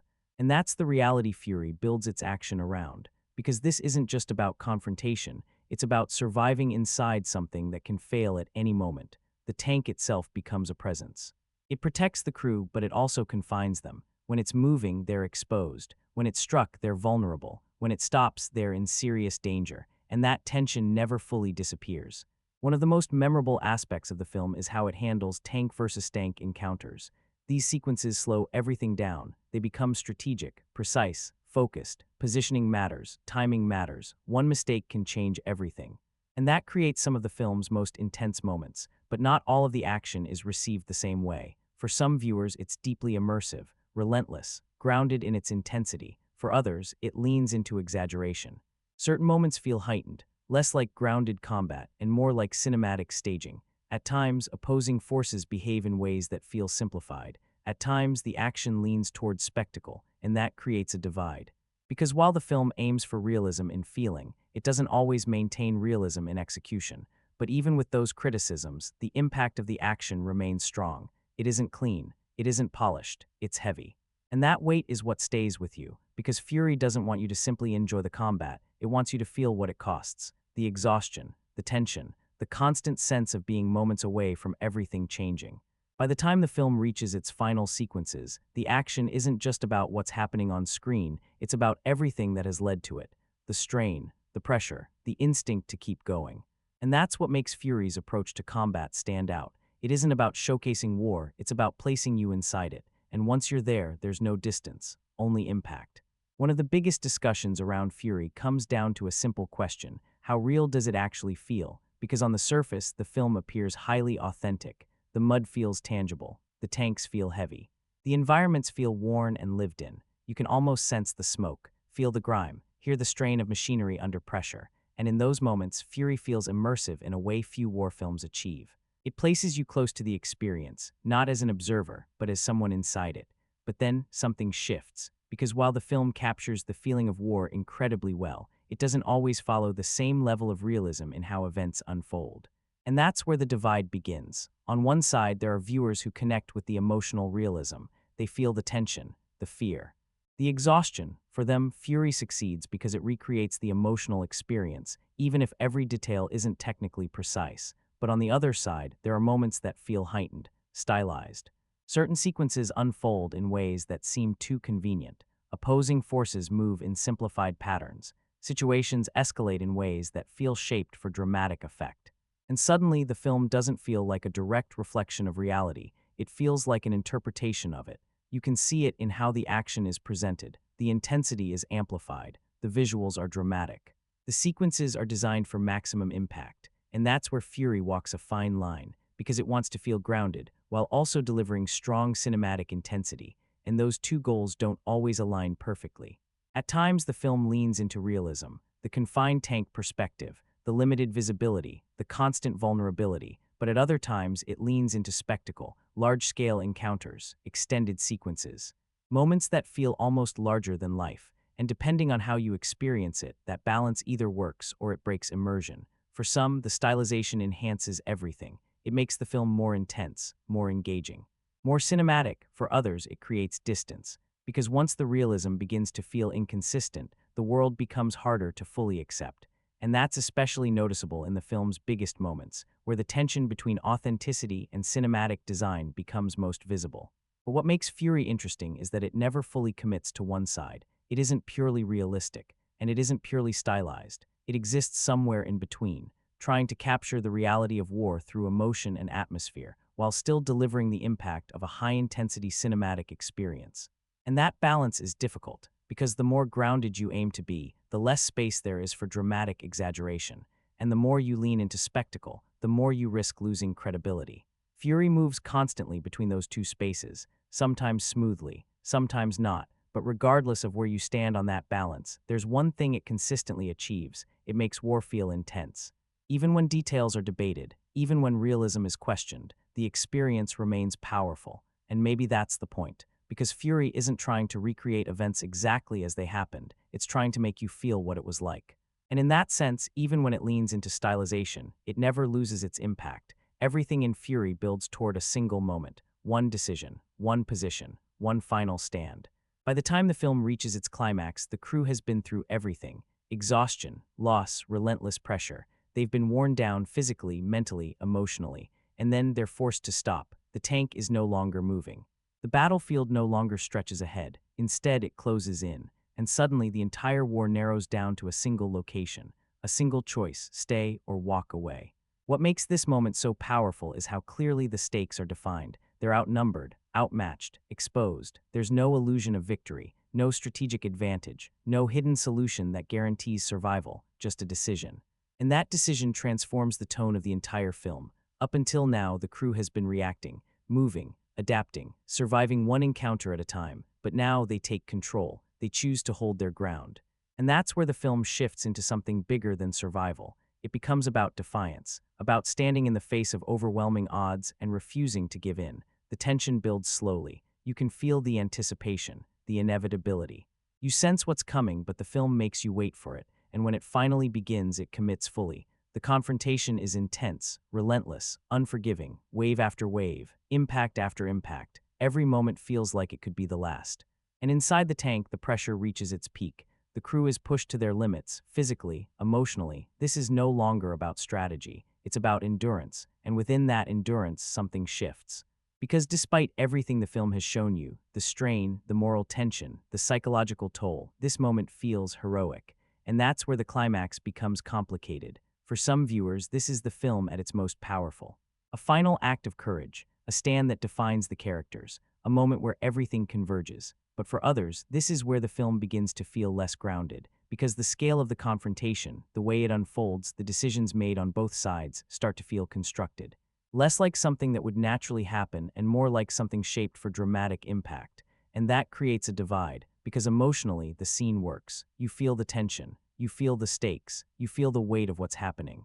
But logically, it raises questions, and that tension between emotion and realism is what defines the climax. Is this a believable final stand, or is it a cinematic one? The film doesn't answer that, it simply commits.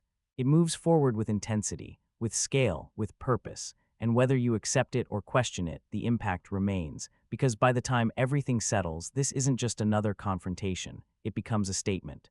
About who these men have become, about what they're willing to endure, about how far they've been pushed, and in that moment everything connects: the leadership, the transformation, the bond between the crew, all of it leads here. A final stand that is as powerful as it is divisive, and maybe that's exactly what Fury intended. Because in the end, the climax doesn't just challenge the characters, it challenges you. It asks you to decide. Do you see this as courage, or as something shaped by the very system the film has been questioning all along?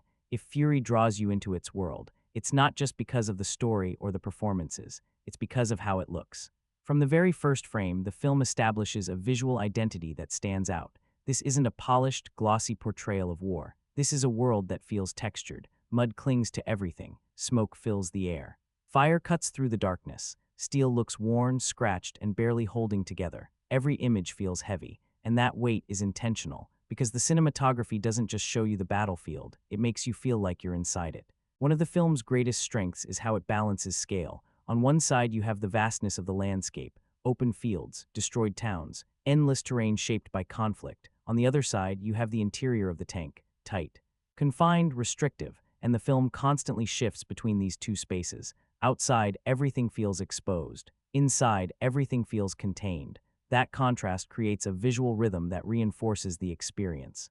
You move from open vulnerability to enclosed pressure, from wide uncertainty to narrow survival, and the camera adjusts accordingly. In combat, the camera becomes dynamic. It moves with urgency, tracks the action, follows the chaos without losing focus, but it never pulls too far back. It keeps you close, close enough to feel every impact, close enough to lose a full sense of the battlefield, and that's intentional.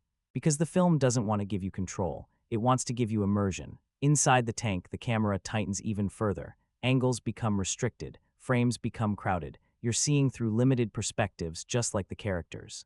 Sometimes you don't see what's coming, sometimes you only hear it, and that uncertainty builds tension, because the lack of clarity becomes part of the experience, but the film doesn't rely solely on realism.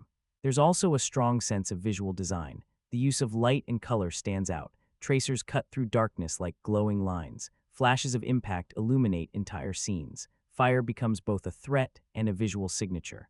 These elements heighten intensity, but they also introduce a level of stylization, because while the film aims for authenticity, it also understands the visual power of these moments, and that creates a subtle tension. Some viewers see the visuals as immersive and grounded, gritty, textured, real. Others feel they're slightly too composed, too visually refined for something meant to feel raw and chaotic, and both perspectives hold weight. Because Fury exists between realism and cinematic design, it captures the messiness of war while framing it in a way that still feels intentional. That balance isn't always perfect, but when it works, it's incredibly effective. Because the visuals don't just support the story, they become part of it. You don't just hear about the conditions, you see them. You don't just understand the environment, you feel it surrounding you.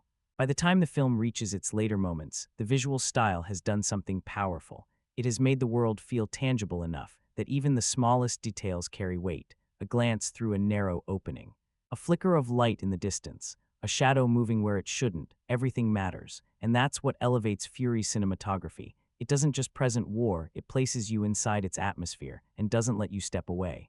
In Fury, what you feel isn't shaped only by what you see, it's shaped by how everything is assembled. Because editing in this film isn't just about continuity, it's about control, control of tension, control of rhythm, control of impact. From the beginning, the film establishes a clear pattern: intensity followed by stillness, movement followed by pause, and the editing is what maintains that balance. During combat, everything tightens. Cuts become faster, sharper, more reactive. You're not given time to process. Shots arrive one after another: movement, impact, reaction, consequence. And that rapid pacing creates a sense of disorientation. You don't see the full picture, you experience it in fragments: a flash of light, a sudden movement, a quick decision. And before you fully process it, you're already in the next moment. That's what makes the action feel intense. Not just because of what's happening, but because of how quickly it unfolds. The editing doesn't guide you gently. It places you directly inside the moment. But then the film shifts. It slows down. Outside of combat, the editing changes. Cuts become longer, scenes stretch, moments are allowed to linger. And that lingering creates a different kind of tension. Because now, instead of reacting, you're sitting inside discomfort. Conversations take time, silences extend. Interactions unfold without urgency, and that contrast is deliberate. Fast pacing during combat, slower, extended moments outside of it. Together, they create a rhythm that reflects the film's world. But this is also where the film becomes uneven for some viewers, because while the editing during action is widely appreciated, the slower sections don't always resonate the same way. Some scenes feel extended, less tightly integrated into the overall flow. Instead of building tension, they can feel like interruptions, and that creates a slight imbalance. The film knows how to accelerate, but it doesn't always know when to transition. There are also moments where shifts between scenes feel abrupt. Transitions aren't always seamless. The pacing changes in ways that can feel uneven, and while that can reflect unpredictability, it can also momentarily break immersion. Still, when the editing works, it works extremely well, because it reinforces everything the film is trying to achieve. It makes combat feel overwhelming. It makes quiet moments feel heavy. It controls how long you sit with each moment, and that's what formal execution is really about. Not just presenting events, but shaping how those events are experienced. By the time the film reaches its final act, the editing has already done something subtle. It has conditioned you. You've adapted to its rhythm. You recognize when tension is building. You sense when something is about to shift. And that familiarity makes the final moments land with greater impact, because the film has already guided your response to its pacing. So even when the structure isn't flawless, even when certain scenes feel uneven, the overall execution still achieves its purpose. It keeps you engaged, it keeps you reacting, it keeps you immersed. And in a film like Fury, that's exactly what the editing is meant to do. In Fury, what you hear is just as important as what you see. Because this isn't just a film you watch, it's something you experience through sound. From the very beginning, the soundscape pulls you in. the rumble of engines, the strain of metal, the echo of distant conflict. Nothing feels far away. Everything feels immediate, surrounding you, and that's intentional, because Fury doesn't use sound to decorate the scene, it uses it to place you inside it. Inside the tank, the sound becomes even more intense. Every movement is amplified. Equipment shifting, commands called out, sharp impacts echoing through confined space. There's no escape from it, no quiet corner, no real sense of relief. Even silence doesn't feel safe. Because in this film, silence isn't calm, it's anticipation. And that's where the sound design becomes so effective. It keeps you alert. You listen for what's coming next. You try to interpret every detail. A distant sound might signal danger. A sudden pause might signal something more. And that tension builds naturally, not through music, but through the environment itself. But when the music does enter, it changes the tone.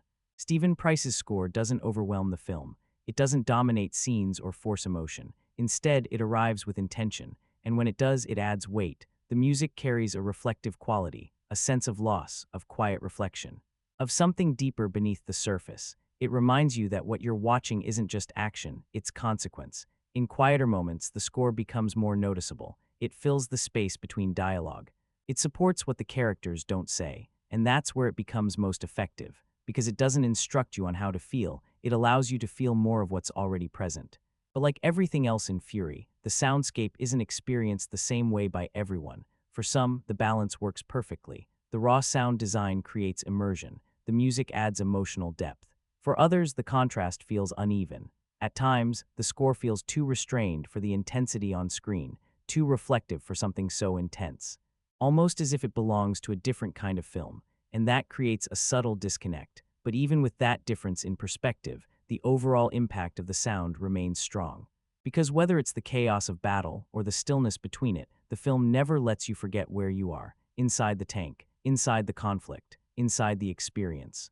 By the time the film reaches its final moments, the sound has done something powerful. It has conditioned you. You react to every noise. You feel every shift in tone. And when everything begins to fade, the silence feels just as heavy as the intensity that came before it. That's what makes the soundscape of Fury so effective. It doesn't just support the film, it surrounds you. And once you're inside that sound, there's no distance left, only immersion. When you look at Fury, one thing becomes clear almost immediately. This is a film driven by a very specific creative voice. And that voice belongs to David Ayer. Because Ayer doesn't approach war like a historian. He approaches it like someone focused on how people behave under pressure. If you're familiar with his previous work, you can recognize the patterns. A focus on tight-knit groups, an emphasis on identity under stress, a constant tension between loyalty and confrontation. But in Fury, he takes that approach and places it within World War II, and that's what makes his direction stand out. He doesn't aim to tell a traditional war story. He creates a contained environment and fills it with characters who are constantly testing each other. The tank becomes his stage, the crew becomes his focus, and everything else, the war, the scale, the setting, exists to support that central dynamic. That's where Ayer is most effective, in how he handles group psychology. You can feel how these men interact, how they challenge each other, how they assert control, how they function together under pressure. There's a raw quality to these interactions. They aren't polished, they aren't softened, they feel immediate and at times uncomfortable, and that discomfort is intentional, because Ayer isn't focused on making his characters likable. He's focused on making them believable within their environment. That's why the film leans so heavily into intensity. Emotion isn't expressed in a clean, direct way. It surfaces through pressure, through silence, through sudden reactions. And that gives the film a sense of unpredictability. But Ayer's approach isn't limited to character work. It's also about immersion. He wants you to feel like you're inside the experience. That's why the film is so grounded in physical detail. The dirt, the metal, the confined spaces, everything is designed to pull you into the world and keep you there. At the same time, Ayer isn't afraid to scale things up. He constructs large, intense sequences, high-stakes confrontations, moments built for maximum impact, and this is where his direction becomes more divisive, because while he aims for realism, he also leans into cinematic intensity. And sometimes those two approaches don't align perfectly. There are moments where the film feels raw and grounded, and others where it feels heightened, almost stylized. That contrast can feel powerful or inconsistent, depending on how you respond to his vision. Another key aspect of Ayer's direction is his focus on identity under pressure. These aren't just soldiers, they're individuals operating in an environment that constantly challenges who they are. Strength becomes survival, control becomes necessity, emotion becomes something that must be managed or suppressed, and Ayer explores that without filtering it. He allows it to be messy, intense, uncomfortable. But that same commitment can also feel excessive. For some viewers, the film doesn't just depict intensity, it lingers on it, it emphasizes it, at times to the point where it feels overwhelming. And that's where criticism of his direction emerges. Is he presenting the harsh realities of war or emphasizing them for impact? The film doesn't provide a clear answer. It simply presents his perspective, and that perspective is consistent. War is intense, people are complex, and under pressure, everything becomes more extreme. By the end of Fury, Ayer's influence is visible in every part of the film. The tone, the characters, the pacing, the atmosphere, it all reflects his style. And whether you see that as a strength or a limitation, there's no denying this. Fury doesn't feel like a generic war film. It feels like a David Ayer film set within war, and that distinction defines it. When a film enters the setting of World War II, it enters one of the most studied and emotionally significant periods in history. And with that comes an expectation, authenticity. Fury clearly aims to feel real. You can see it in the details. The tanks appear worn and functional. The environments feel lived in and marked by conflict. The physical world, the mud, the smoke, the damage feels grounded. On a surface level, the film creates a strong sense of physical authenticity. You believe in the environment, you believe in the conditions, but when you move beyond the surface, the discussion becomes more complex. Because authenticity isn't just about appearance, it's about behavior, how people speak, how they act, how they think within their time, and this is where Fury begins to divide its audience. Some viewers feel the film captures the emotional truth of war, the fear, the fatigue, the harshness. Even if every detail isn't historically exact, the overall experience still feels genuine, but others see it very differently. They argue that the film feels less like 1945 and more like a modern interpretation placed inside a historical setting. The language feels contemporary, the behavior feels heightened. The tone feels shaped by modern war storytelling, and that creates a disconnect. Because instead of feeling like a direct window into the past, the film can start to feel more like a reflection of how the present imagines that past. One of the biggest criticisms centers on the portrayal of the soldiers, the constant intensity, the aggression, the profanity, the emotional volatility. For some viewers, that feels truthful to the pressure and severity of war.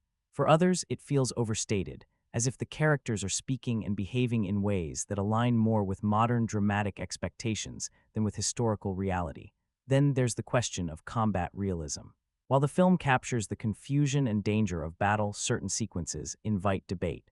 Opposing tactics can feel simplified. Engagements can feel extended beyond what seems likely.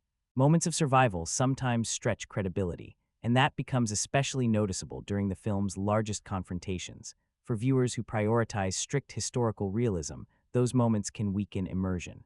But for others, they're simply part of the film's cinematic language, because Fury isn't trying to function as a documentary. It isn't recreating events exactly as they happened. It's interpreting them, and that distinction matters.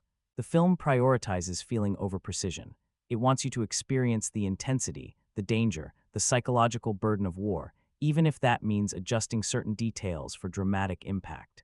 There's also an interesting contradiction at work. On one hand, the film avoids some of the older Hollywood traditions. It doesn't present soldiers as flawless icons. It doesn't sanitize the harshness of conflict.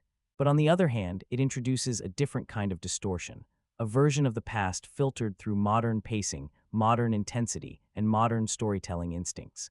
And that's really where the debate sits. Is Fury authentic because it captures what war feels like, or is it inauthentic because it doesn't fully reflect how war was? The answer depends on what matters more to you, historical precision or emotional immediacy. Because Fury clearly leans toward the latter. It's less concerned with recreating the past exactly, and more concerned with making that past feel immediate and physically present. And whether that works for you or not, it's a choice that defines the film. Because in the end, Fury isn't asking to be judged as a historical record. It's asking to be experienced as a modern interpretation of war's reality. And that interpretation, accurate in every detail or not, is what gives the film both its power and its controversy. Every war film exists in conversation with the ones that came before it. And when it comes to World War II cinema, that conversation is enormous. So the real question for Fury becomes, where does it stand in a genre already filled with landmark films? Because this isn't empty ground. This is a cinematic space shaped by stories that already defined how war is seen on screen. and almost immediately, you can feel those echoes. The intensity of combat recalls films like Saving Private Ryan, where the chaos of battle feels immediate, disorienting, and overwhelming. The focus on soldiers as a tightly connected unit brings to mind works like Band of Brothers, where survival and shared endurance define the experience. And the confined, claustrophobic perspective of living inside a machine of war invites comparison to films like Des Boot, where space itself becomes part of the pressure.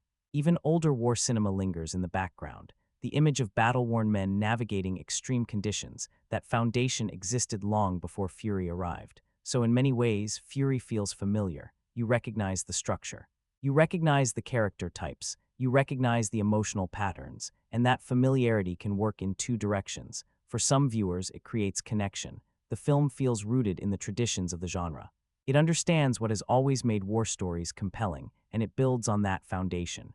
But for others, that same familiarity becomes a limitation, because it raises a difficult question. What does Fury add that hasn't already been done before? And this is where the film tries to define itself, the tank perspective. Instead of following a large group across broad battlefields, Fury narrows its focus. It places you inside one vehicle, one crew, one moving unit of survival, and that shift matters, because it changes how the war is experienced. You're not tracking multiple storylines. You're confined to one viewpoint, one environment, one group dynamic, and that gives the film a sense of intimacy that helps it stand out. It's less about the scale of war, and more about the pressure of existing inside a confined space shaped by it. That's where Fury feels distinct. But even with that perspective, it never fully escapes comparison, because the genre it belongs to is so established. When it reaches for emotional weight, it's measured against films that may have gone even further. When it delivers combat, it's compared to films that already set the standard, and that constant comparison shapes how the film is received. For some, Fury absolutely holds its ground. It stands alongside modern war films as an intense, memorable, and emotionally forceful experience. For others, it stops just short of the genre's highest level, not because it fails, but because it doesn't completely redefine the form. It works within the established framework more than it transforms it, and that's ultimately what defines its place. Fury isn't a revolution in war cinema. It's a refinement of familiar elements, presented through a tighter, more concentrated lens. It takes what the genre already knows and compresses it into something denser, heavier, and more immediate. So when you place Fury within the context of war cinema, it emerges as a film that understands the rules, respects the tradition, and brings just enough of its own perspective to feel distinct, even if it never fully escapes the shadow of the works that came before it. Beneath the conflict, the steel, and the relentless motion of war, Fury is driven by something deeper.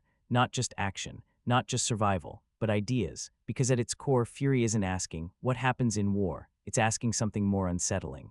What does war do to people? And everything in the film, every character, every moment, every decision feeds into that question. The most dominant theme is transformation. War does not leave people unchanged. It reshapes them. You see that most clearly in Norman. He begins as someone untouched by combat, unprepared, still carrying a kind of humanity the others no longer seem allowed to keep. And gradually, that changes. Not through growth in the traditional sense, not through inspiration, not through empowerment, but through pressure, through repeated exposure, through necessity, until the person he was at the beginning no longer exists in the same way. And that transformation is never framed as a victory. It is framed as a cost, because in Fury, becoming stronger often means becoming less like the person you once were. That connects directly to another central idea, moral erosion. Right and wrong do not vanish, but they become harder to hold on to. Decisions are no longer made in clear ethical terms. They're made in seconds, under pressure, with survival at the center of everything. And over time, those decisions begin to reshape the people making them, the way they think, the way they act, the way they justify what they do. The line between necessity and morality starts to blur. And that's where the film becomes most unsettling, because it doesn't simply show that war is destructive. It shows how destructive behavior can become normalized inside it, how actions that once seemed unimaginable can begin to feel routine. Another key theme running through the film is brotherhood under pressure. The crew isn't bound by friendship in the usual sense. They're bound by survival. That bond is not soft, it's not sentimental, it's not built on easy warmth. It is forged through shared danger, dependence, and constant proximity. They may challenge each other, push each other, wear each other down. But when it matters most, they function as one. And that says something important about the film's view of human connection. Under extreme pressure, relationships do not disappear, they change form. They become harder, sharper, more functional. but no less meaningful. Then there's the theme of identity itself, because Fury keeps asking what remains of a person once war has stripped everything down to instinct, role, and endurance. The men inside the tank are not allowed the luxury of full individuality. They are reduced by circumstance. Leader, driver, loader, gunner, replacement. Function begins to overtake personality, and that reduction feels intentional. The film suggests that war compresses identity until people are forced to become whatever the moment requires. And yet, even within that compression, pieces of humanity still flicker. A quiet exchange, a moment of restraint. A look that says more than words, which leads into another major idea, the tension between humanity and survival. The film keeps returning to the question of what can be preserved in an environment designed to strip people down. Can compassion survive there? Can belief survive there? Can softness survive there? Sometimes the answer seems to be yes, but only briefly, because each time something human surfaces, the world around it threatens to crush it again. That's why even the smallest quiet moments carry so much emotional weight. They are not just pauses. They are evidence of what is being lost. And maybe that is the deepest idea running through all of Fury.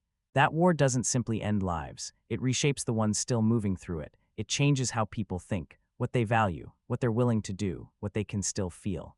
So beneath all the intensity, Fury is not really about action at all. It's about corrosion, the slow wearing down of innocence, the narrowing of morality, the reshaping of identity, the fragile persistence of connection inside a world built to break it. And that's why the film lingers, because long after the combat fades, what remains is not just what happened, but what it turned people into. They depend on each other. Not because they always get along, but because they have no alternative. And that creates a bond that is intense, fragile, and essential. It's formed through conflict, sustained through trust, tested constantly. And in that environment, loyalty becomes everything. Even when morality grows uncertain, even when the world around them is falling apart, that bond remains. Then there's the idea of fatalism. Throughout the film, there's a sense that everything is moving toward an unavoidable outcome. The war is nearing its end, but that doesn't mean survival is guaranteed. The characters keep moving forward not because they believe in victory, but because stopping is no longer an option. And that creates a constant undercurrent, a feeling that no matter what they do, they are already caught inside something larger than themselves. There's also a deeper theme beneath all of this, the machinery of war versus the individual. The tank represents that perfectly. It is powerful, functional, built for a purpose, and the men inside it begin to reflect that same structure. They become part of a system, a unit, a machine designed to keep moving. And in that process, individuality begins to fade. Identity becomes secondary to function. Emotion becomes secondary to survival. And the question becomes, what remains of a person when they have been reduced to what they need to be? That's where Fury finds its emotional weight, not in victory, not in spectacle, but in the quiet realization that something is being lost, something that does not easily return. By the end of the film, these themes do not resolve neatly. There is no clear answer, no final statement that ties everything together cleanly. Instead, you're left with the force of what you've experienced, transformation without celebration, survival without purity, connection without comfort. And a lingering question, if war changes people this deeply, what does it really mean to return from it? Because in Fury, the battle doesn't happen only on the outside. It happens inside the people who live through it. For all the debates surrounding Fury, for all the criticism it receives, there's one thing that's difficult to deny. When it works, it lands with force. Because this is a film built on impact, not perfection, not balance, impact. And one of its greatest strengths is how completely it pulls you into its world. From the moment it begins, the atmosphere takes hold. You feel the mud, you feel the tension, you feel the exhaustion hanging over every scene. This isn't a distant war film. It feels immediate. You're not watching from afar, you're inside it. And that level of immersion is one of the film's biggest achievements. Then there's the action, not just in scale, but in weight. The combat doesn't feel light. It doesn't feel designed purely for entertainment. It feels heavy. Every movement matters. Every shot carries consequence. And especially when it comes to tank warfare, the film delivers something distinct. It gives you a perspective rarely presented this way. Confined, restricted, constantly under pressure. And that makes the action stand out within the genre. But Fury isn't only about combat. It's about the people inside it. And that's where the performances matter. The cast brings intensity, presence, believability. Brad Pitt anchors the film with control and authority. Logan Lerman provides the emotional core through Norman's transformation. And the rest of the crew adds tension, variation, and energy to every interaction. Together, they create a dynamic that feels convincing, even when the film around them isn't always seamless. another major strength is the film's tone. It doesn't avoid the harshness of war, it leans into it, not to glorify it but to reveal it. You feel the discomfort, you feel the moral pressure, you feel the psychological strain building over time. And that gives the film a raw honesty that lingers. Even the quieter moments contribute to that. The pauses, the uneasy interactions, the brief signs of humanity, they add contrast, depth, emotional weight. Because without them, the film would be only chaos. With them, it becomes something more layered. Then there's the visual and technical execution. The cinematography creates atmosphere. The sound design surrounds you. The production detail grounds the experience. All of it works together to build a world that feels tangible. Even when certain aspects are debated, the overall presentation remains strong, and that's what holds everything together. Because Fury isn't a film that succeeds in just one area, it succeeds through combination. Atmosphere, action, performance, tone. When those elements align, the film becomes powerful, memorable, and at times genuinely overwhelming in a way few war films manage. It may not be flawless, it may not reach the very highest level of the genre for everyone, but its strengths are difficult to dismiss. Because when Fury is at its best, it doesn't just show you war, it makes you feel it. For all its intensity, all its atmosphere, all its ambition, Fury is not a flawless film. And what makes that so interesting is this. Many of its weaknesses come from the same places as its strengths, because the film reaches high, but it doesn't always land cleanly. One of the most noticeable limitations is familiarity, the structure, the character types, the progression toward a final stand. These are elements audiences have seen before, and while Fury presents them with force, it doesn't always reinvent them. At times, you can feel the story moving along expected paths. You recognize the beats, you anticipate the direction, and that predictability, especially in the later portions, can reduce the impact. Then there's the issue of character depth. The film introduces strong personalities, but it doesn't always explore them fully. Outside of a few key figures, some characters remain defined more by their function than by their complexity. You understand them, but you don't always feel like you truly know them. And for some viewers, that limits the emotional connection. Another major point of criticism is realism. While the film captures the feeling of war powerfully, certain moments stretch believability, confrontations that feel heightened, enemy behavior that seems simplified, situations clearly shaped for impact over accuracy, and this becomes most noticeable in the climax, a moment that is emotionally powerful, but for many, difficult to completely accept as believable. That creates a disconnect, because the film builds itself on immersion, and when that immersion breaks, it stands out. There's also a question of tonal balance. Fury wants to be a harsh anti-war film, but it also reaches for moments of cinematic heroism, and those two impulses don't always fit together smoothly. At times, the film feels grounded and severe. At others, it feels heightened, almost stylized. And that inconsistency can make the overall tone feel uneven. Then comes pacing. The film takes its time, which benefits certain scenes, but in others, moments linger longer than they need to. Some sequences feel extended. Some interactions feel drawn out, and that can slow the momentum, especially in a film so dependent on tension. There are also moments of drama that feel slightly forced or uneven. Scenes that aim for emotional depth but don't fully connect with the flow of the narrative. Instead of enriching the story, they can feel like interruptions. And finally, there's the question of focus. Because Fury is trying to do several things at once. It wants to be immersive, character-driven, visually intense, thematically heavy, and while it succeeds in many of those areas, it doesn't always balance them perfectly. Some elements feel more developed than others. Some ideas feel stronger than their execution, and that creates a sense of unrealized potential because you can see what the film is reaching for. You can feel how close it gets.